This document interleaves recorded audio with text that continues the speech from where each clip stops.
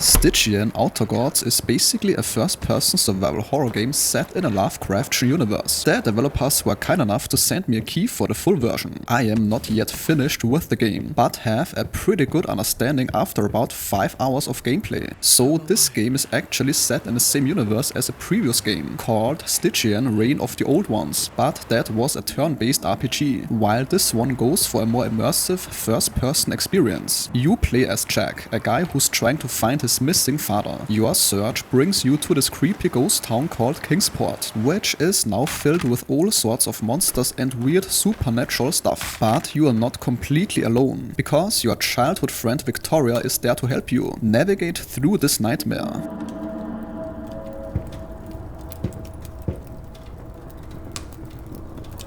Jack, are you quite alright?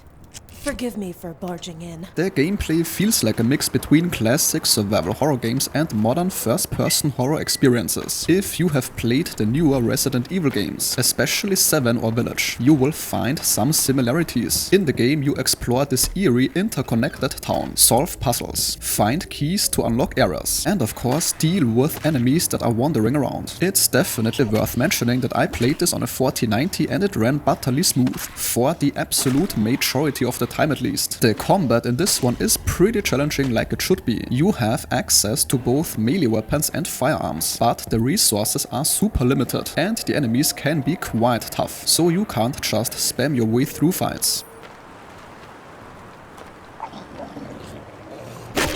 That means stealth is often the better option. The game offers various options for a stealth approach, like crouching and throwing bottles to distract enemies. What makes the game a bit different is its RPG elements. At the start you choose various stats that affect your abilities, and then throughout the game you unlock talents which are basically special perks that can dramatically change how you approach situations. For example, there is one talent that lets you talk to dead bodies to get hints and story info, and another lets you move heavy objects to access different areas. This is a Lovecraftian game, so there is also a sanity system. That means when you encounter scary stuff or fight enemies, your sanity decreases, which causes visual distortions and hallucinations. The game has a crafting system as well. You can make bandages, lockpicks and other useful items. The save system is old school. No autosaves here. You can only save at specific save houses scattered throughout the town. This is also where you can store items and craft stuff.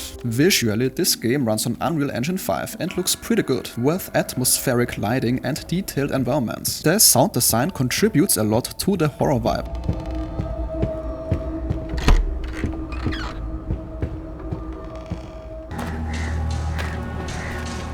The game is coming in early access on PC for about $20, with about 6 to 8 hours of gameplay, depending on your playstyle. The full release is planned for early 2026 and will also come to PlayStation 5 and Xbox Series consoles. Now early access means it's not totally without issues. The combat system can definitely feel a bit clunky at first, depending on what kind of combat you might expect. But if you are into atmospheric games with some depth to their mechanics, this might be worth checking out. And that sentence concludes today's video. If your time was respected, a like or comment is very much appreciated.